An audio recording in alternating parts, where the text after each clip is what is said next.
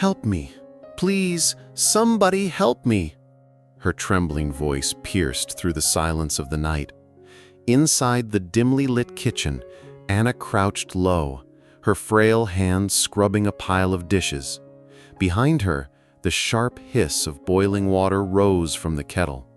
Madame Rosa's cold eyes burned with hatred. With every bubble rising inside that pot, the tension grew unbearable. And then, without warning, the scalding water spilled forward. Anna screamed, clutching her arm as steam filled the air. Her skin blistered instantly, the pain tearing through her body like fire. But what was worse was the cruel laughter that followed. Bella, her younger sister, smirked at the sight, raising her phone to capture the moment. The cruelty wasn't hidden, it was celebrated. The neighbors? They stood by their windows, whispering, watching, and then quietly closing their curtains as if nothing had happened. No one came. No one ever did. Anna was left alone, broken, shaking in the shadows of her own home. To her, family was never a place of warmth, only chains of humiliation and neglect. And yet, even in her silence, there flickered a fragile hope, a hope that maybe, one day, someone would see her worth. But what Anna didn't know was that her life was about to collide with a stranger who could change everything. Anna's scream still lingered in the air as the steam slowly faded from the kitchen. The kettle rattled on the stove, the water hissing like an angry serpent, and Madame Rosa's hand rested on the handle as if nothing had happened. Anna's arm burned, her body trembled, yet no comfort came. No one reached for her. Instead, Bella's mocking laughter echoed, sharp and cruel, as she clicked a photo of her sister's pain. That moment was more than just physical suffering. It was a cruel reminder that in this house, Anna had no value. To the neighbors who peeked through their curtains, Anna's cries were background noise. They whispered, shook their heads, and vanished back into their own homes. Silence was safer than compassion. For Anna, that silence cut deeper than boiling water. It told her that she was invisible, that even the world outside these walls would never choose her side. But Anna was not always in agony. Once, she dreamed of going to school, of learning to read stories like the other children. Madame Rosa ended those dreams quickly. She was pulled out of class and chained to household chores. Every day began before dawn and ended with exhaustion, scrubbing floors, carrying water, cooking meals she was never allowed to eat. At the dinner table, the injustice was sharp and clear. Bella's plate overflowed with meat and fruit, while Anna was pushed a bowl of rice scraps, sometimes just hardened crust. Hunger gnawed at her stomach, but when she reached for more, Madame Rosa's hand came down with a slap, scolding her for daring to want. It was not only hunger, it was humiliation. For the smallest mistakes, Anna was forced to kneel in the yard for hours, her knees pressed against sharp gravel. Sometimes in the rain, sometimes under the blazing sun. Bella would pass by, dressed in fine clothes, tossing cruel words like stones. Yet through all of it, Anna held a fragile hope. She whispered prayers at night, clutching an old pillow that smelled faintly of her late father. In those quiet moments, she imagined a family that loved her, a life where she was more than a servant. But hope was fragile, always slipping through her fingers. And then came the night of the boiling water. The pain tore apart the last veil of childhood innocence. Lying on the cold floor, Anna realized she was trapped in a home that would never see her as anything but a burden. Her scars were not only on her skin, they were etched into her heart. Still, destiny had its own plan. From beyond those suffocating walls, whispers spread through the village. A wealthy man, Mr. Adrian, was searching for a wife. Madame Rosa and Bella lit up with excitement. To them, it was a golden chance, a door to riches and status. They plotted and prepared, never sparing a thought for Anna. Anna sat quietly in the corner, clutching her wounded arm, her eyes shadowed with pain. She listened to their laughter, their plans, their dreams of a future built on deceit. Deep down, she wondered if fate would ever grant her a chance. What Anna could not yet see was that the man they longed to impress would soon notice her, and his arrival would ignite the next chapter of her life, a chapter filled with both hope and betrayal. The rumor of Mr. Adrian's arrival spread through the village like wildfire. He was a man of wealth and power, a widower searching for a young bride to build a new life. To Madame Rosa, this was not just an opportunity, it was salvation. She imagined fine clothes, endless banquets, and status she could boast of. Bella, with her striking beauty, was convinced that fate had already chosen her. The house shifted into a frenzy. Madame Rosa scrubbed the floors, polished the silverware, and dressed Bella in silk gowns. Every moment was a rehearsal for charm. Anna, meanwhile, was forced to clean and serve, her burned arm hidden under ragged sleeves. She was told to keep out of sight, to remain the shadow she had always been. When Mr. Adrian finally arrived, the atmosphere thickened with anticipation. He was tall, his suit immaculate, his eyes sharp with the confidence of a man used to being obeyed.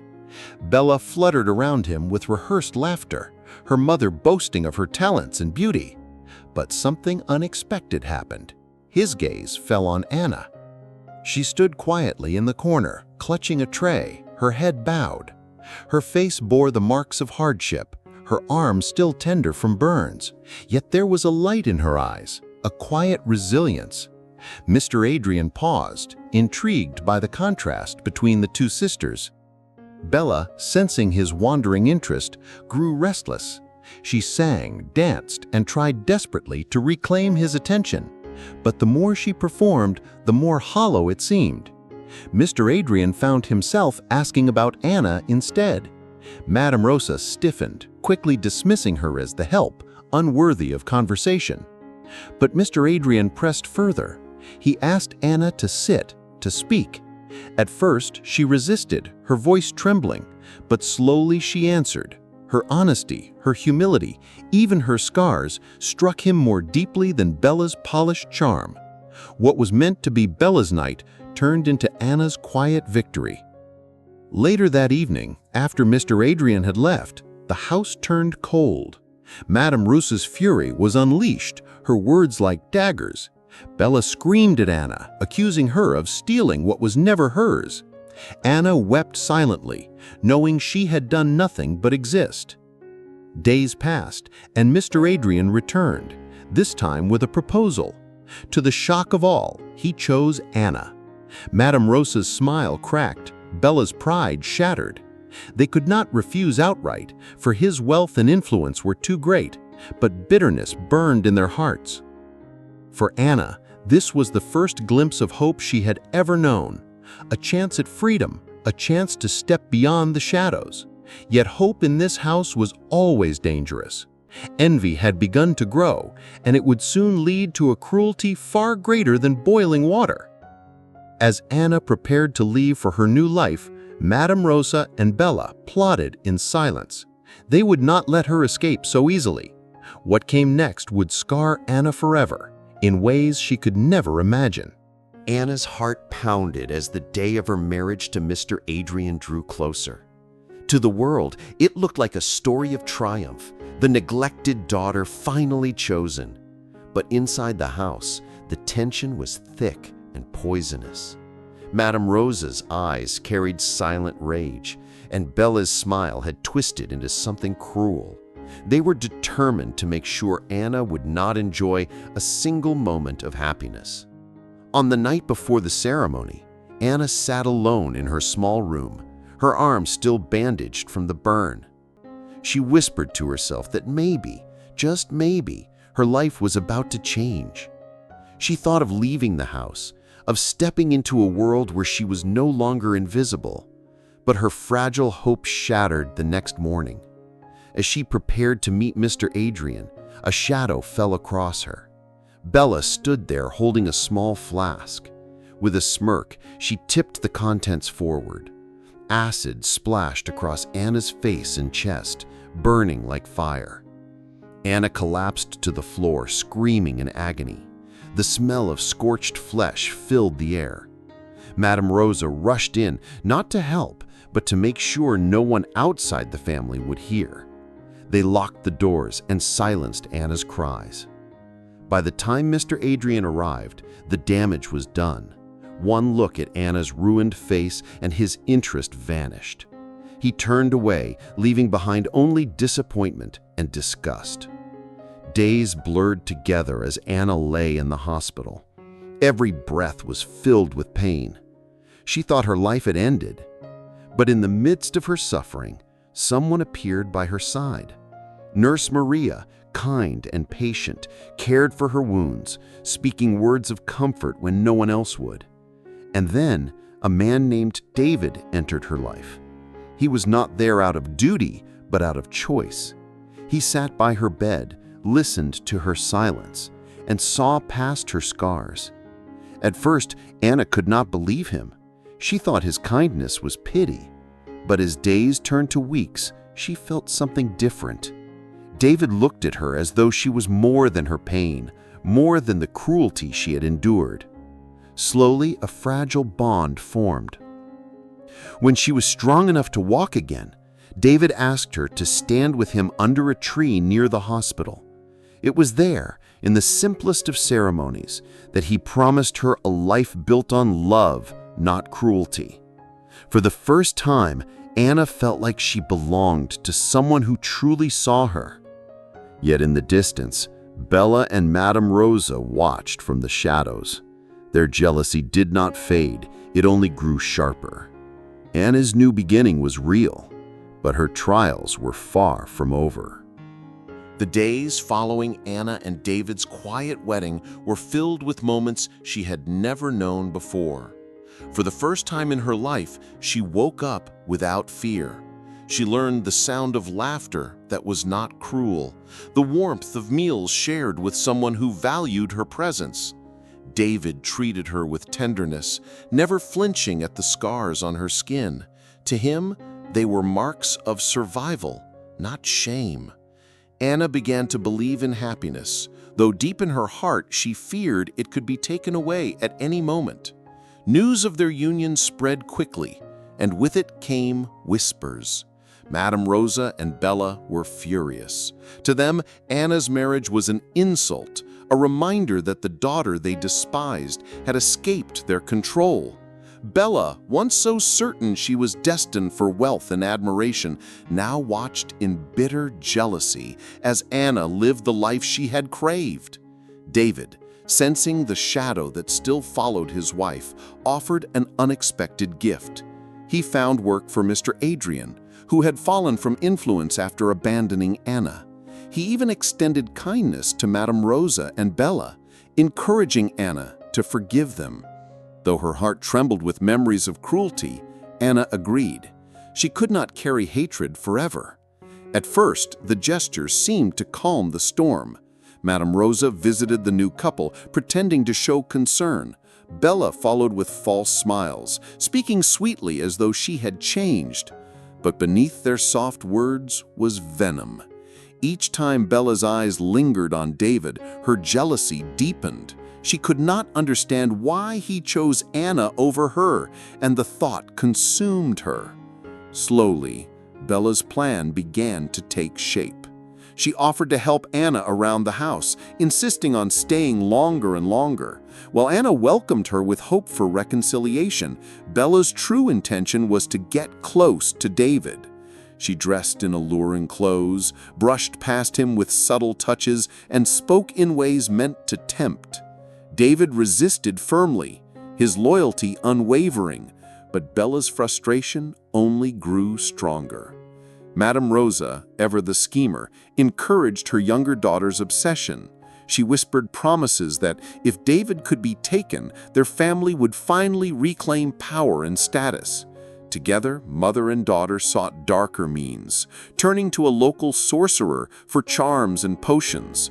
They believed if Bella could not win David's heart naturally, then magic would bend it. Anna remained unaware, holding on to the fragile peace she thought she had built. She believed forgiveness would heal the wounds of the past. What she did not see was the danger moving quietly into her home, a storm gathering just beyond her sight. Soon, the love she had finally found would be tested in ways she could never have imagined. Bella's desire to take what belonged to her sister grew darker with each passing day. The potions and charms she received from the sorcerer were hidden carefully in her room, small bottles with strange colors and smells that promised power. Madame Rosa reminded her again and again that Anna had stolen the life meant for her. Together, they whispered of a future where David would belong to Bella and Anna would be cast aside. The plan began at the dinner table. Bella offered to prepare meals for the family, smiling sweetly as she stirred powders into David's food. But fate played a cruel trick on her schemes. Every time she placed the plate in front of David, Anna would reach across, tasting it first to make sure it was warm enough. The spell never touched him, its effect blocked by the very love that bound Anna and David together. Bella's frustration grew unbearable. The sorcerer warned them of one danger. If Anna carried a child, the magic would lose its hold forever. That single warning shook Bella to her core. She became obsessed, watching Anna closely, searching for any sign. And then it happened. Anna announced softly to David that she was with child. His face lit with joy, but Bella's heart twisted into rage. From that day, her cruelty escalated. She poisoned Anna's tea, slipped powders into her medicine, and whispered lies meant to turn David against her. For a time, the pressure worked. David's behavior shifted, his temper shorter, his patience fading. One evening, in a moment of weakness, he raised his hand against Anna. The slap was quick, but its echo tore her heart apart. She looked at him with disbelief, realizing that the magic was slowly poisoning not only his mind, but their love. Madame Rosa and Bella grew bold, walking through the house as though they owned it. They pushed Anna aside, demanding the best of everything, while David sat in silence, clouded by the influence of spells. Anna, heavy with child, felt her world collapsing once more. But the cruelty did not end there. One night, as rain lashed against the windows, Bella mixed a stronger dose, meant to end both Anna and the unborn child. Anna drank, unaware, and soon her body convulsed with pain. Desperate, clutching her stomach, she stumbled into the storm. Alone, broken, she fled into the darkness, searching for a place to survive. At the edge of the village, she saw the faint light of a chapel. With her last strength, she pushed the doors open and fell to her knees before the altar. Her tears mixed with the rain on the stone floor as she whispered for help. It was there, in that moment of despair, that Anna's plea reached beyond the cruelty of man and into the hands of fate. The chapel was silent, except for the sound of Anna's sobs echoing against the cold stone walls. Her body shook as waves of pain tore through her, but in the dim candlelight she clasped her hands together and begged for her child's life.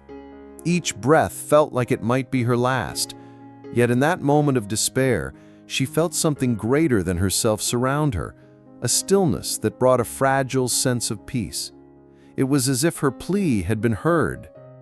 Hours passed, and with the help of the priest and kind women from the parish, Anna gave birth to a son. His cries filled the chapel like a declaration of hope. Despite the darkness she had endured, this child was proof that life could still emerge from suffering. She named him Gabriel, a name that meant strength, believing he had been sent to save her as much as she had fought to save him. The news of Anna's survival did not reach Madame Rosa or Bella. In their minds, she was gone forever, lost to the storm and the poison. They carried on with their lives, drunk with the belief that they had finally rid themselves of her. Bella tried to claim David as her own, but the magic that once clouded him was fading. Without Anna's presence, his heart cleared, and what he saw left him ashamed. Meanwhile, Anna raised Gabriel quietly in the shelter of the church. The life was hard. Each day was a battle to provide food, warmth, and safety for her child. Yet despite the hardship, she discovered a strength she never knew she had. The scars on her body no longer defined her. They became reminders of battles survived. She worked, she prayed, and she loved her son fiercely. As years passed, Gabriel grew into a bright and gentle boy. He was curious, always asking about the world beyond the chapel walls. More importantly, he loved his mother deeply, never once ashamed of her scars. For Anna, he was both a blessing and a mirror of resilience. Back in the village, Bella's beauty began to fade under the weight of envy and disappointment. Her attempts to secure David's love failed, and his distance grew with each day. Madame Rosa, once so proud, found herself mocked and avoided by neighbors who remembered the cruelty she had inflicted.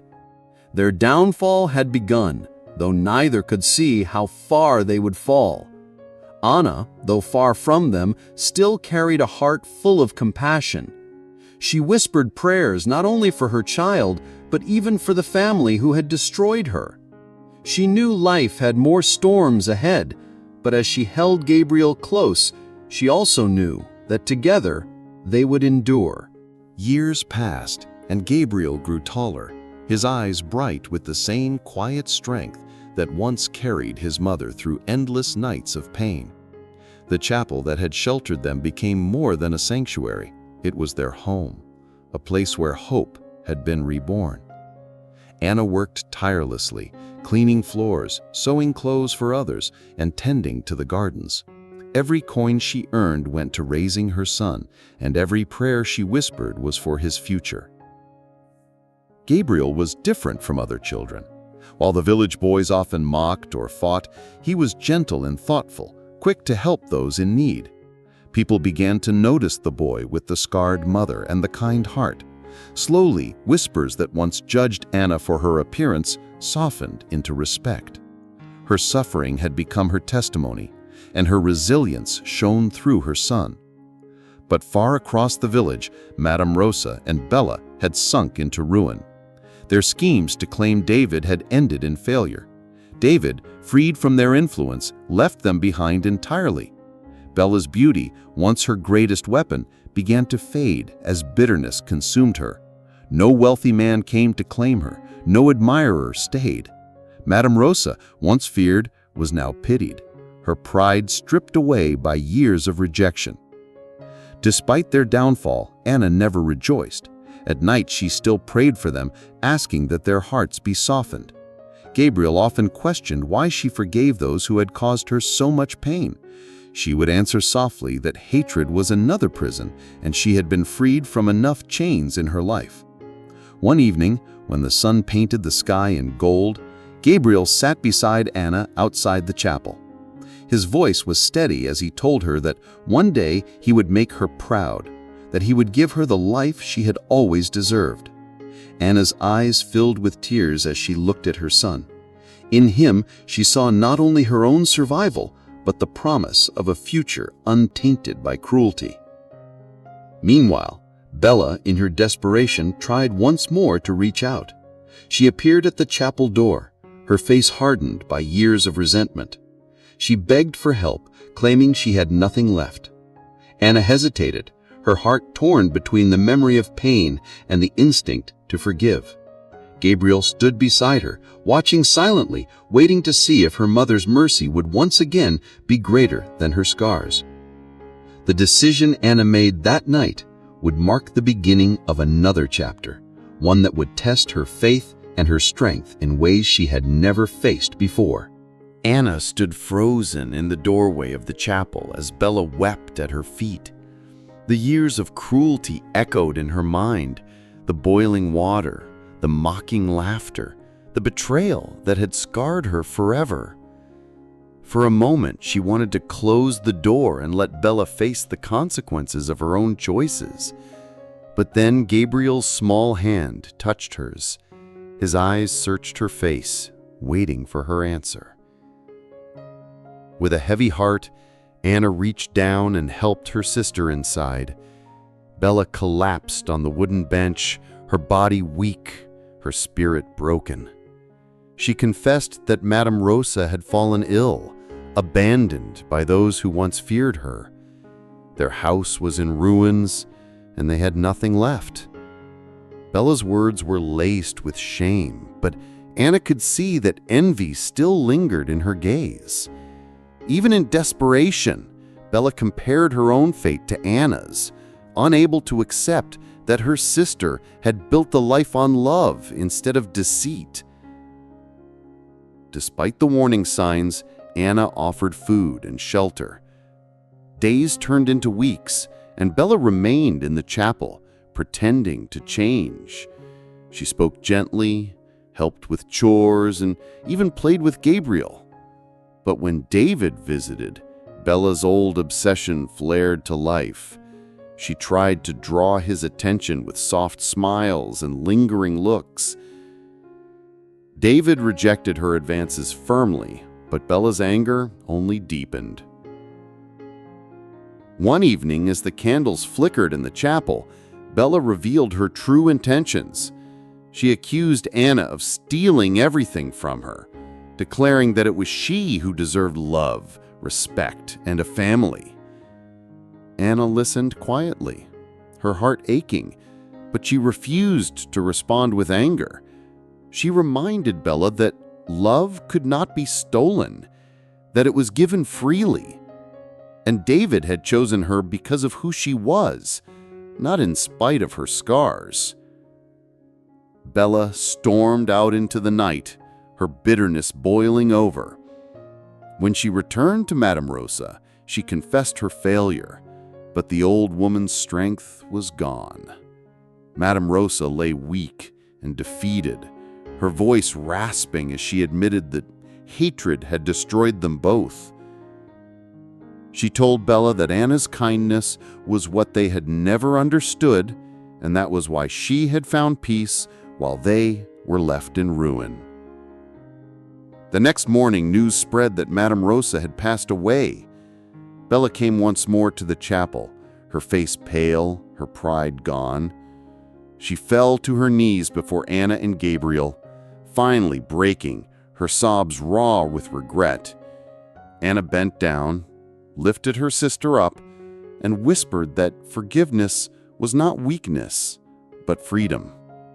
And in that moment, the cycle of cruelty that had haunted them for years began to break, giving way to something neither of them had ever known, a fragile chance at redemption. The days after Madame Rosa's passing were heavy with silence. Bella remained in the chapel, her pride stripped away, her once confident eyes now clouded with uncertainty. She wandered the halls aimlessly, unsure if she belonged, unsure if forgiveness was something she could ever truly accept. Anna treated her with the same gentle care she offered everyone else, but she watched her sister closely, knowing old wounds did not heal overnight. Gabriel, curious and kind, often tried to reach for Bella. He asked her to read to him, to walk with him in the gardens, and sometimes she did. In those moments, Anna saw a glimpse of the sister she had once longed for as a child, a girl who might have been kind if envy had not poisoned her heart. But the darkness was not so easily erased. At night, Bella sat alone, whispering to herself, caught between guilt and resentment. David continued to stand firmly beside Anna, his presence steady and strong. He reminded her that they had built a life worth protecting, a life Bella could not undo. Yet he also encouraged her to believe in the possibility of change, even if it came slowly. Anna listened, torn between fear and hope. One evening, as the chapel bells rang, Bella broke down in front of them both. She confessed every thought that had haunted her, from the jealousy that consumed her to the hatred that drove her to cruelty. Her voice shook as she admitted that she had tried to take David for herself and that she had poisoned Anna once before. The confession shocked Gabriel, his young face pale with horror. But Anna, though shaken, placed a hand on Bella's shoulder. She told her sister the truth was the first step toward freedom, that only by exposing the darkness could she ever hope to walk into the light. Bella wept openly, her tears staining the chapel floor. For the first time, she did not hide behind pride or beauty. She was simply a broken woman longing for a chance to start over. The following days were different. Bella worked beside Anna, tending to the gardens, helping with the villagers who came to the chapel. Slowly, people began to see her not as the woman of envy and deceit, but as someone struggling to change. It was not easy, and whispers of mistrust still followed her, but Anna stood by her. The story that had begun with cruelty was turning into something unexpected.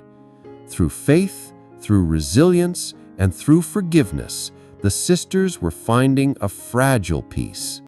And as Gabriel grew stronger each day, Anna knew that the future would no longer be defined by scars alone, but by the strength they had built together. Seasons changed, and with them the lives of Anna, Gabriel, and Bella began to settle into a new rhythm. The chapel, once a place of refuge, had become a home filled with the sound of laughter and the simple routines of daily life.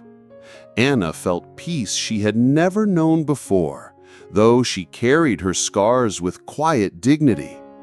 Gabriel grew into a young man of courage and kindness, admired by many in the village. People came to him for help, and he offered it freely, often reminding them that everything he knew came from the strength of his mother. Bella, though still haunted by her past, tried each day to walk a different path. She worked hard, tended to the poor who came seeking food, and looked after the sick with Anna. Some villagers remained skeptical, but others began to notice the change in her. Though envy still flickered at times, Bella began to see that kindness brought a satisfaction that cruelty never had. She was no longer the girl who dreamed only of wealth and power, but a woman learning humility step by step. One afternoon, a storm swept across the village, dark clouds rolling in with heavy rain. The chapel's roof groaned against the wind, and Anna gathered the children inside to keep them safe. Gabriel, strong and brave, led the villagers to higher ground, ensuring no one was left behind. Bella followed, carrying food and blankets for those in need. When the storm finally broke, the people looked at Anna's family not as outcasts, but as leaders who had stood by them in their time of fear. It was in that moment that Bella truly understood what she had missed all her life. Status, beauty, and riches had never earned her respect, but compassion had. She watched the way the villagers embraced Anna, scars and all, and she wept quietly, realizing that forgiveness had not only saved her sister, but was now saving her too. As the sun broke through the clouds, David returned from a long journey. He embraced Anna and Gabriel, his eyes filled with pride at the family they had become. Together they rebuilt what the storm had damaged, and in their unity, the chapel grew stronger than before. For Anna, the storm had been a reminder that life would always bring trials, but also that every storm passed, leaving room for renewal. She looked at Gabriel, at David, even at Bella, and knew their story was no longer about cruelty or despair. It was about survival, forgiveness, and the unshakable power of love that had carried them through every darkness. The village had begun to change in ways Anna never thought possible. Where once whispers had followed her every step, now there was respect in the eyes of those who passed her by. People no longer saw the scars on her face as marks of shame, but as proof of survival. Gabriel's kindness and strength only added to that respect. Wherever he went, he carried his mother's story with pride, reminding others that light could grow even in the darkest soil. Bella, too, had become a symbol of transformation. Though her past could never be erased, her daily actions spoke louder than her former cruelty. She cooked for the hungry, cared for children whose parents had nothing, and worked side by side with Anna in every small task. Slowly, villagers began to trust her again. It was not easy, and forgiveness did not come quickly, but she accepted the burden of her past and worked quietly to mend what had been broken. One day, the village faced a new challenge. A wealthy landowner sought to seize the fertile fields near the chapel, planning to drive out the poor families who had lived there for generations. Fear spread quickly. Many remembered how powerless they had once been against people of influence, and despair threatened to return. But this time, Anna did not stay silent. She gathered the villagers and spoke with a voice steady and firm. She reminded them of all they had survived together, of the storms that had tested them, and of the strength they had found in unity. David stood beside her, his hand resting on hers, showing the villagers that they were not alone. Gabriel, now nearly grown, pledged to defend the people and refused to let fear win. Even Bella, once so consumed by envy, raised her voice in support of her sister. The unity surprised the landowner, who expected division. Faced with a community stronger than his threats, he was forced to withdraw. The victory was more than just keeping the land. It was proof that the village no longer belonged to fear, cruelty, or silence. Anna had become more than a survivor. She was a leader whose compassion inspired others to rise above their suffering. That night, as the chapel bells rang and families gathered in celebration, Anna stood at the doorway watching Gabriel laugh with the children. For the first time, she felt that the pain of her past had found its purpose. Through every scar, every loss, and every trial, she had built something stronger than she had ever imagined. Love, forgiveness, and resilience had turned her tragedy into a legacy that would endure. The night of celebration slowly faded, but its memory lingered in the hearts of the villagers. For the first time, they felt united under something more powerful than fear. Anna, standing in the chapel doorway with David at her side, realized how far she had come from the broken girl who once cowered in silence. Her scars had not disappeared, but they had become a crown of resilience. In the days that followed, people began to seek her counsel. Widows came for comfort, young girls came for guidance, and men who once dismissed her now asked for advice. Anna listened patiently, never raising her voice, but her words carried weight. She had suffered every cruelty, yet she had chosen compassion, and that made her wisdom impossible to ignore. Gabriel, nearly a man now, grew restless. He longed to see the world beyond the village. Though he loved his mother dearly, he wanted to prove himself, to carry her lessons into places that had never heard her name. Anna hesitated at the thought of letting him go, but she saw in his eyes the same fire that had carried her through despair. She knew she could not hold him back forever. Bella, watching Gabriel prepare for the wider world, felt both pride and sorrow. She envied his freedom, but she also saw him as a second chance for the family she had destroyed. She spent hours with him, teaching him what she had learned too late, that envy and pride could consume a soul. Gabriel listened kindly, never judging her past, and his forgiveness gave Bella a peace she had never known. Yet peace was always fragile. One afternoon, a messenger arrived at the chapel with troubling news. A wealthy stranger had come to the region, one whose influence stretched far beyond the defeated landowner they had faced before. This man had heard of the village, of its resilience, and he despised it. He believed compassion was weakness, and he planned to break what Anna had built. Whispers of fear returned among the villagers. Memories of past suffering resurfaced, and many worried they could not withstand another trial. But Anna refused to let despair take root. She stood before them and declared that no power, no wealth, and no cruelty could destroy a community bound by love and forgiveness. Her voice trembled at first, but as David and Bella stood beside her, strength surged through her words. That night, Anna prayed not for her own safety, but for courage to protect her people. She knew the storm was coming once more, and this time it would test everything they had fought to build. Yet deep in her heart, she also knew that she was no longer the weak girl of the past. She was ready. Anna lay on the hard kitchen floor, her arm blistered and raw from the boiling water, her breath uneven as the pain consumed her. Madame Rosa turned away as if nothing had happened, and Bella smirked before disappearing into her room. The house fell quiet, yet that silence felt louder than screams. It was the silence of cruelty unchallenged, of a world that looked away instead of helping.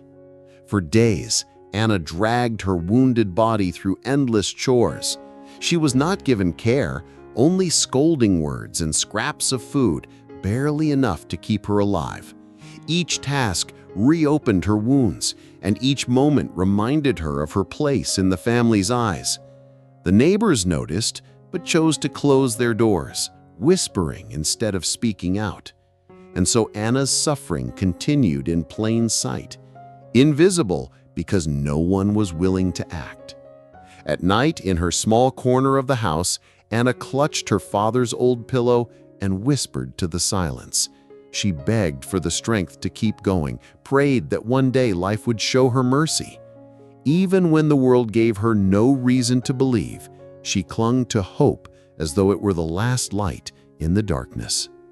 Her pain was not just physical, it was the sting of rejection, the weight of knowing she had no place to belong. And yet, that same pain began to shape her, carving resilience into her fragile frame. Anna was weak in body, but in her heart, there was a quiet endurance that refused to be destroyed. This part of Anna's story teaches us something powerful. Life is not always fair. Sometimes the people closest to us bring the deepest wounds. But even in moments when no one stands for us, we can choose not to let cruelty define who we are. Pain can break us, but it can also prepare us for something greater. And as for Anna, her journey was only beginning. While Madame Rosa and Bella dreamed of riches and power, Anna's fate was already shifting in silence. Soon a stranger would arrive, a man whose presence would disrupt the balance of this household and force every hidden truth into the open. Will Anna's suffering finally be seen, or will new trials push her further into despair? That is a story waiting in the next chapter. Stay with us, because what comes next will change everything.